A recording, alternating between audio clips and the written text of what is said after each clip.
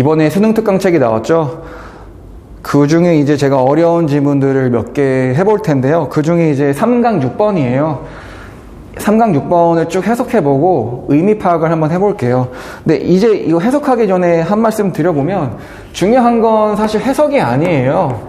수능 특강에서는 해석이라는 거는 뭐 인터넷에 검색해보거나 아니면 해석지 보거나 아니면 사용 설명서 보거나 해서 하면 되는데 중요한 건 이해죠. 뭔 말이냐면 그러니까 가끔 간혹가다 작년 수능 특강책도 그렇고 철학이나 언어 철학 뭐 그런 게 나오면은 이게 해석이 다 돼도 이해가 안 되는 경우가 종종 있어요. 그건 이제 국어 비문학의 문제인 거죠. 첫 밑줄 친 거 보면은 쭉 가볼게요. 밑줄 친 게 의미한 게 뭐냐. 그래서 밑줄 친 거 보면은 an equal number of words as of things 라고 있잖아요. 이거를 그대로 직역을 해보면 equal number 하면은 같은 수죠. 같은 수. 뭐의 같은 수인가요? 단어의. 뭐처럼요? 마치 사물의 것처럼. 즉 여기서 말하는 거는 사물과 단어가 수가 같아야 된다 라는 거죠. 뭘까요? 쭉 해볼게요. 사실 이거 조금 언어 철학적인 상식이 좀 있어야 돼요. 그래서 소셜가 말한 기표와 기의 관계 같은 거 정도는 알면 사실 좀 좋아요.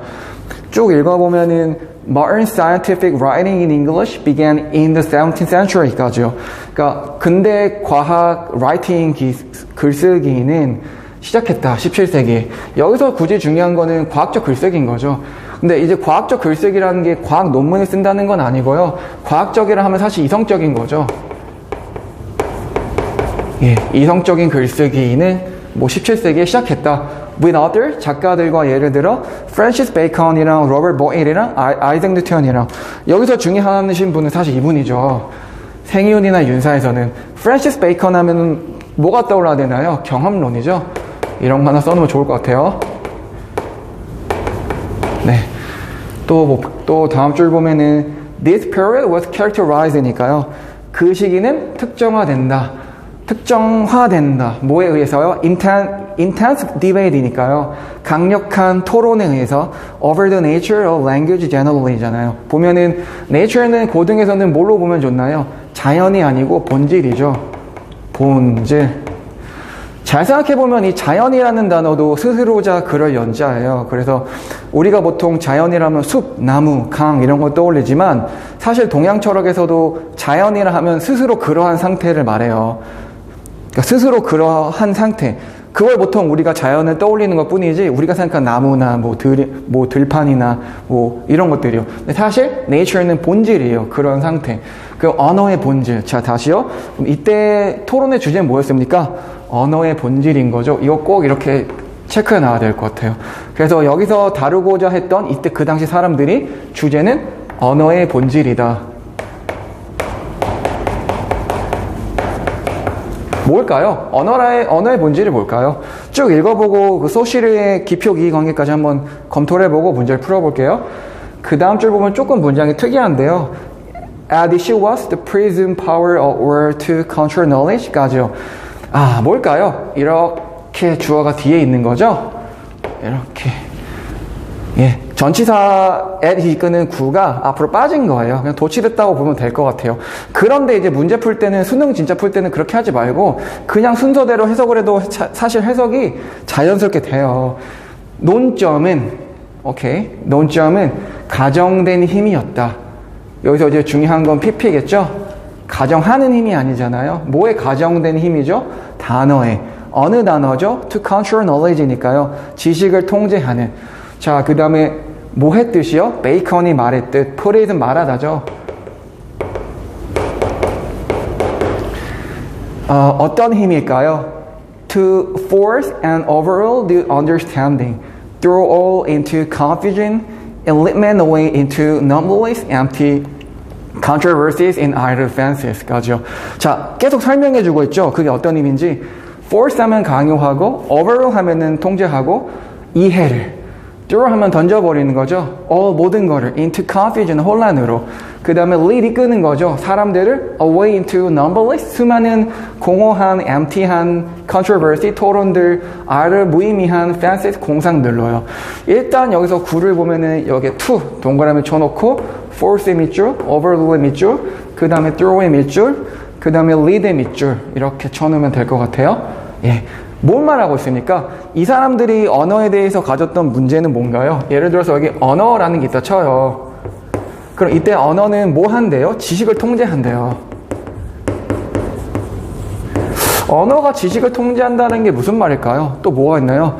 혼란으로 다 이끌어버리고 사람들을 무의미하고 공허한 토론으로 이끈다.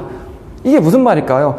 그 프랜시스 베이컨이 제가 알기로는 그분이 저서에서 비판했던 것 중에 하나가 이데아 같은 거예요. 이데아. 그러니까 문과생들은 익숙하시죠? 예, 플라톤이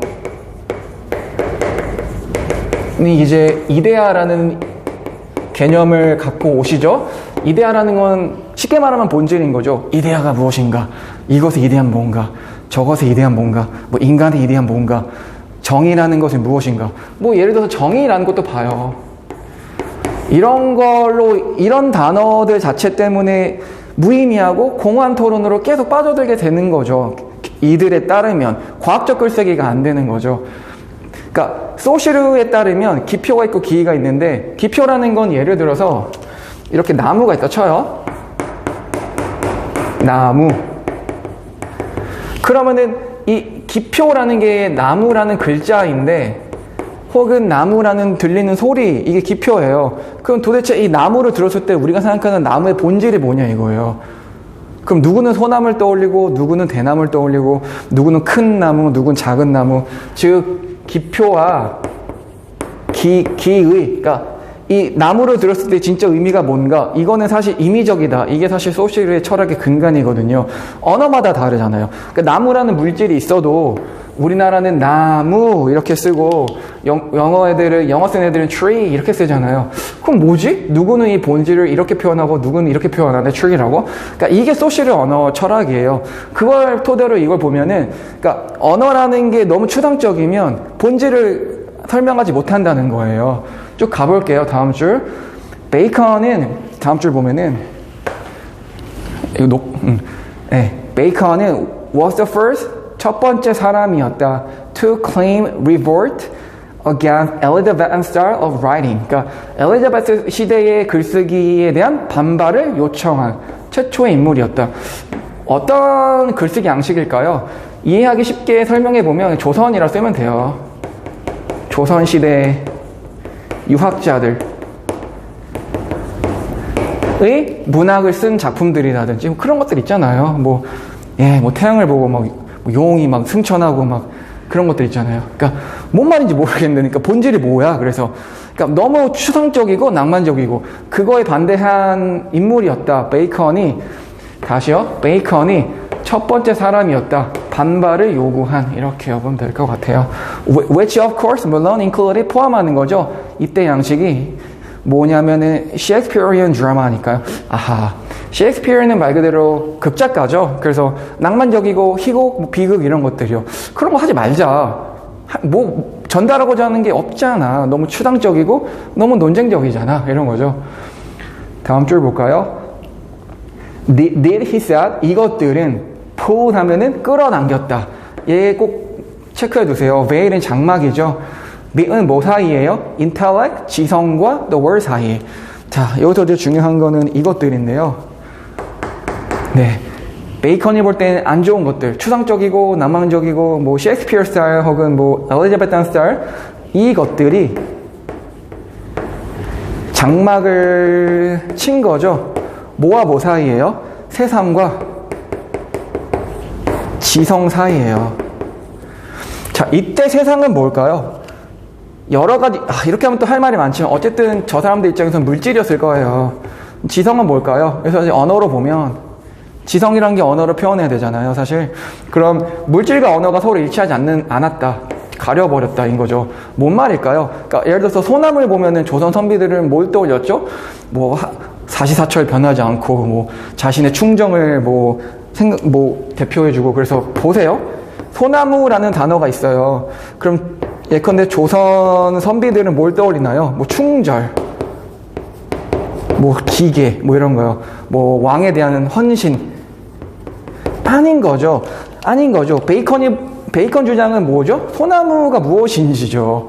소나무란 물질이 무엇인지, 소나무가 몇 년 된 건지, 어느 지역에서 살아나는지, 소나무가 왜 사시사철 푸른지 그 화학적인 이유들, 뭐 이런 것 기타 등등이요. 그러니까 과학적 사고라 하면 물질과 같아야 된다.